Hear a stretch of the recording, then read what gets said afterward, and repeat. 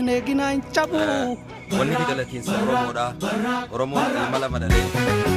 Boorana bareedo. Haati isaanii hayoo warandoo fi haati Oromoo jammoo. Tarii taboo jedhin Oromoo maqaa jaarsaatti ijaartii. Hayoo meekoo ijaartii. Gaafa guulaanu guulchisa. Gaafa duulaanu duulchisa. Waan galgala abbaa eeggatu. Yoo beekkatan guyyaa beekkatu.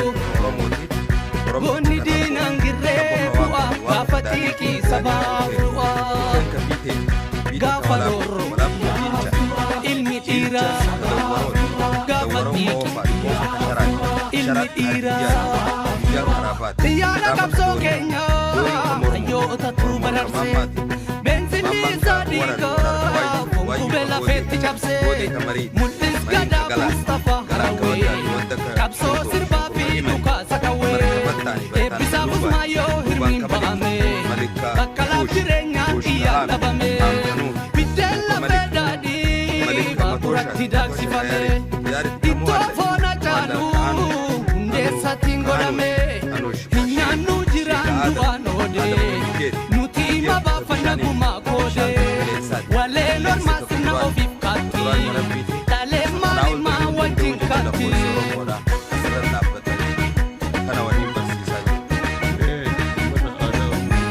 Waaqeeroof garree ce'umsaa wal garree faffacaatii ammaa waan jettuuree lammaa shanee fi abaa'oo OLF kafaa'oo hin barreenaa bartuu Oromoodhaa martuu teephamaa mollite sukkuuf yaaluu cite eeduudhaa galmaa godhuuf keeraa qalmaa shaggarii fi dirree dhabuu waan hin dirre ifannee bulchuu alagaan hin bulchuu.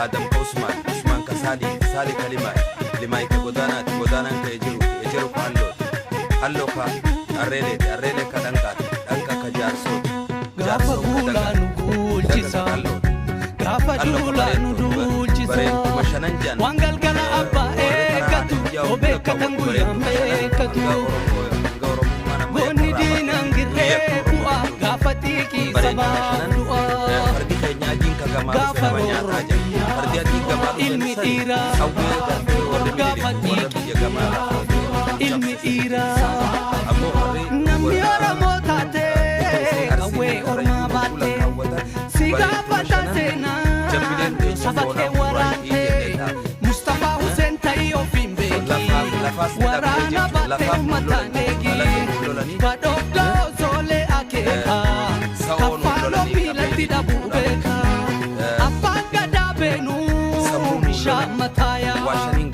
dhaabata waliin laalaa sabaaf turreekaa diddan Oromoo manni lama beekaa manneenidhaaf mana kiraa deegaa hunda gala kun biyya ormaa keessaa walitti qaba ta'ee wal keessaa. Qalama jechuun bifa wallola qabeenya wallola sammuu wallola naasirra beekaa Karrayyuu fi obbo maatii torba sabbuu eegii hulaa weerartuu orgobbaa Oromoon kana bira waan dinagdeen nu cabsu soodareerra marsu hayyuu keenya hidhaa hin barbaannu citaa taaddeedhaa meedura amantiin hafuura waliin nyaannu didaa tokkummaa waa fidaa nadii nyaannu gurra gabrummaa fuura hin qabnu gurgurchuu alagaan nu bulchuu nu Oromoodhaa warra lubaatii nu Oromoodhaa warra lubaatii